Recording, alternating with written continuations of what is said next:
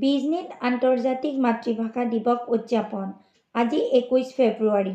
আন্তৰ্জাতিক মাতৃভাষা দিৱস উপলক্ষে চিৰাং জিলাৰ বিজনীৰ দেওকুৰা পাৰত শুকুৰবাৰে সন্ধিয়াৰ ভাগত বঙালী পৰিষদ অসম চিৰাং জিলা কমিটিৰ উদ্যোগত আন্তৰ্জাতিক মাতৃভাষা দিৱস উদযাপন কৰে।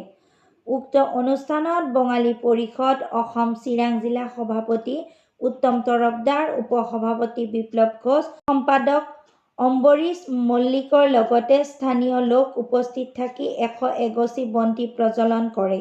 এই মাতৃভাষাত প্ৰাণ আহুতি দিয়া লোকসকলৰ বাবে 1 মিনিট মৌন প্ৰাৰ্থনা কৰাৰ লগতে আন্তৰ্জাতিক মাতৃভাষাৰ বিষয়ে আলোচনা কৰে। News desk, Bijni first 24।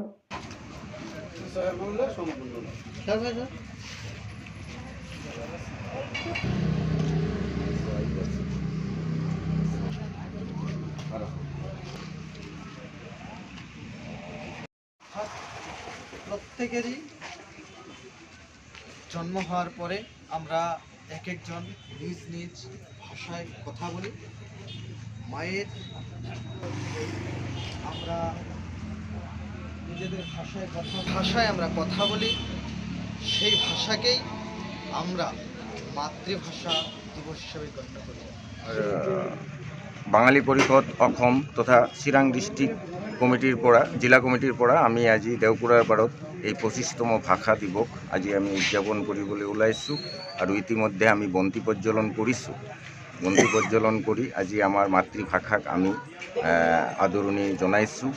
আৰু ইয়াৰ পৰা মই ক'ম যে প্ৰত্যেকৰেই মাতৃভাষা এটা সুকীয়া বস্তু, আপোন বস্তু, আৰু যাৰ দ্বাৰা আজি আমাৰ বিনিময়, মত বিনিময় বা যিকোনো ক্ষেত্ৰত, শিক্ষাৰ ক্ষেত্ৰতো ভাষাৰ অপৰিহাৰ্য এটা হেৰি আছে।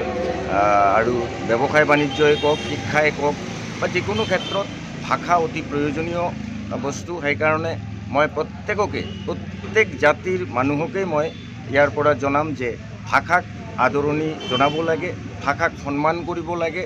আৰু যি ভাষাৰ দ্বাৰা এটা জাতি আগুৱাই লৈ যোৱা সম্ভৱ। আৰু ভাষা হ'ল প্ৰতিটো জাতিৰেই মেৰুদণ্ড স্বৰূপ। আৰু আজি যদি ভাষা সঠিক নহয়, ভাষাক জীয়াই ৰখা নাযায়, তেতিয়াহ'লে জাতিটোক জীয়াই ৰখা বৰ টান হৈ যাব। সেইকাৰণে মই এই মঞ্চৰ পৰা আজি মই আবেদন কৰিছোঁ প্ৰত্যেক জাতি জনগোষ্ঠীৰ মানুহক নিজৰ নিজৰ মাতৃভাষাক তেওঁলোকে সন্মান কৰিবলৈ। আৰু আমিও আজি সন্মান কৰিবলৈ বাধ্য হৈছোঁ। আজি আমি বঙালী মানুহ, আজি আমি সোঁৱৰণ কৰি লৈছোঁ তেওঁলোকৰ, যিসকলে আজি আমাৰ পৰা ওলাই গ'ল, তেওঁলোক প্ৰয়াত হৈ গৈছে, তেওঁলোক নাই। কিন্তু তেওঁলোকে আজি ভাষা আমাৰ কাৰণে দি গ'ল, লিপি আমাৰ কাৰণে দি গ'ল।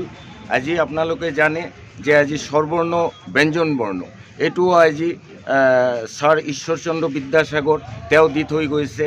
আজি যাৰ দ্বাৰাই আজি আমাৰ বিভিন্ন বাক্য বা ভাষা প্ৰচলন হৈ আছে স্বৰবৰ্ণ ব্যঞ্জন বৰ্ণৰ ভিত্তিত।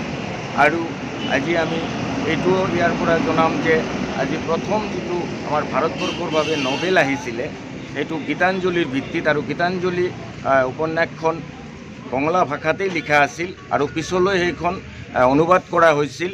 আৰু সেইটোও সেই বাংলা ভাষাৰ মাধ্যমতেই আহিছিল নবেল। সেই চেগতে মই কৈছোঁ যে আজি ভাষা অতি আপুৰুগীয়া বস্তু, এইটো আমাৰ খুব আপোন বস্তু। ভাষাবিহীন হ'লে জাতিবিহীন হৈ যাব। আৰু আমি ইয়াত অসমত বাস কৰোঁ বঙালীসকল, আমাৰ ইয়াত কিন্তু দুটা ভাষা। আমাৰ বঙলা হ'ল মাতৃভাষা আৰু অসমীয়া হ'ল আমাৰ ধাতৃভাষা। কাৰণ অসমীয়াও আমাৰ মাতৃস্বৰূপ ভাষাই। সেইকাৰণে মই আজি বঙলা তথা অসমীয়া দুটি ভাষাকেই মই মানে ইয়াৰ পৰা মই সন্মান জনাইছোঁ আৰু ভৱিষ্যতলৈও সন্মান জনাই যাম।